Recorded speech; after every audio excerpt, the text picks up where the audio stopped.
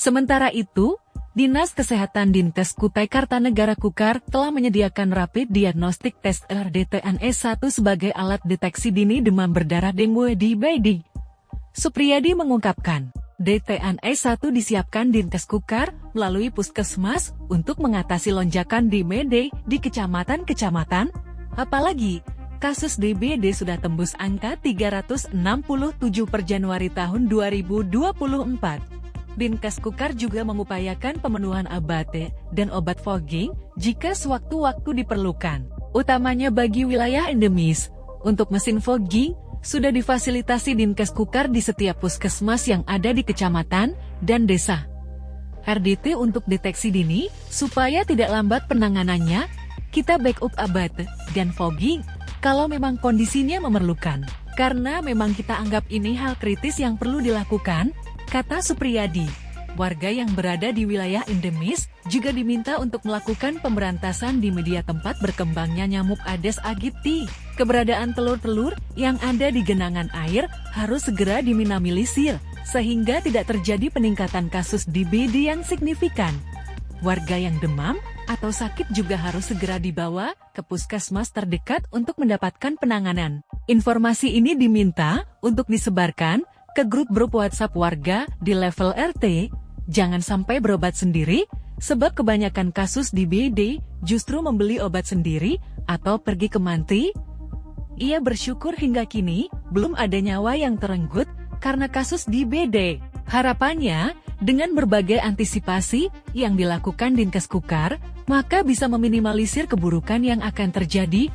Begitu curah hujan tinggi, pasti kasusnya akan naik, karena banyak genangan tempat berkembang biak. Tapi kita berharap dengan antisipasi seperti ini, masyarakat yang sakit langsung ke Vaskes, kita jamin ketersediaan RDT, tata laksana pengobatan yang benar, pungkasnya. Data menunjukkan bahwa jumlah kasus DBD dan kematian akibat DBD terus meningkat dari tahun ke tahun. Berdasarkan data Dinas Kesehatan Dinkes Kukar, tahun 2021 angka demam berdarah mencapai 186 kasus dengan jumlah 3 orang meninggal dunia. Kemudian tahun 2022 mengalami kenaikan drastis mencapai 843 orang dan jumlah kematian sebanyak 5 orang.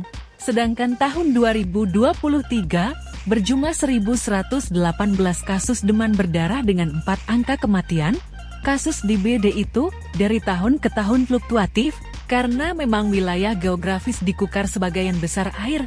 Kata Supriyadi, ia menyebutkan, 3 kecamatan dengan angka DBD tertinggi pada tahun 2023, ketiganya yaitu Sebulu, Muara Kaman, dan Tenggarong Seberang. Berdasarkan analisis Dinkes Kukar, ketiga daerah tersebut berlokasi di wilayah perairan dan rawa. Curah hujan yang tinggi menyebabkan lokasi endemik nyamuk Aedes aegypti berkembang biak.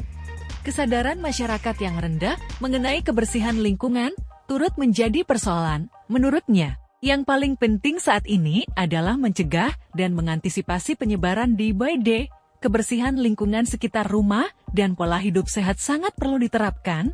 Pencegahan DBD itu dimulai dari kesadaran masyarakat, tuturnya. Masyarakat diimbau mengetahui gejala DBD lebih dini. Demam tinggi selama 2 hari berturut-turut adalah salah satu indikasinya.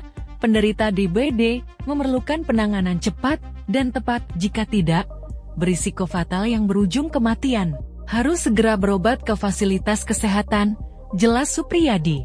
Download Tribun X sekarang, menghadirkan lokal menjadi Indonesia.